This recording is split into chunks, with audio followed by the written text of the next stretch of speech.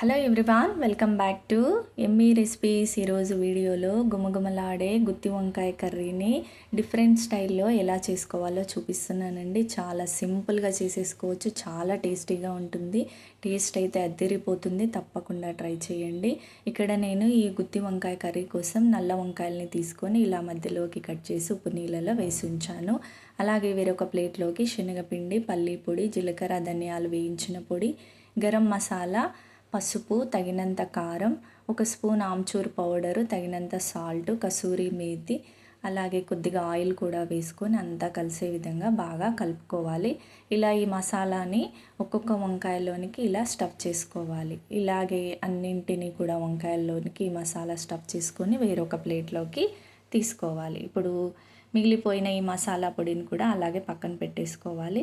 Stove on చేసుకొని వేరొక ప్యాన్లో ఆయిల్ వేసుకొని ఒక్కొక్క వంకాయని కూడా వేసుకొని ఒకసారి ఆయిల్లో ఇలా కలుపుకొని మూత పెట్టుకొని వంకాయల్ని కాస్త ఇలా ఆయిల్లో వేయించుకొని వేరొక ప్లేట్లోకి తీసుకోవాలి. ఇప్పుడు ఇదే ఆయిల్లోనికి కొద్దిగా జీలకర్ర, దాల్చిన చెక్క, లవంగాలు, యాలకులు, ఇలా కొంచెం మసాలా కూడా వేసుకొని కలుపుకొని సన్నగా కట్ చేసిన 2 ఆనియన్స్ కూడా వేసుకొని మంచి కలర్ వచ్చేంత వరకు వేయించుకోవాలి. ఇలా ఆనియన్స్ వేగిన తర్వాత అల్లం వెల్లుల్లి పేస్ట్ కూడా వేసుకొని పచ్చిదనం పోయేంత వరకు ఫ్రై చేసుకోవాలి. సన్నగా కట్ చేసిన 2 టమాటాలని కూడా వేసుకొని టమాటా కూడా మెత్తబడేంత వరకు ఫ్రై చేసుకోవాలి. ఇప్పుడు ఇందులోకి మిగిలిపోయిన ఈ మసాలా పొడిని కూడా మొత్తాన్ని కూడా వేసేసుకొని ఒకసారి ఆయిల్లో అంతా కూడా కలిసే విధంగా కలుపుకొని తగినంత వాటర్ యాడ్ చేసుకోవాలి. ఇప్పుడు వేయించుకున్న వంకాయల్ని కూడా ఈ గ్రేవీలోనికి వేసేసుకోవాలి. ఇలా అన్నింటినీ వేసుకొని మూత పెట్టుకొని వంకాయల్ని ఉడకనివ్వాలి.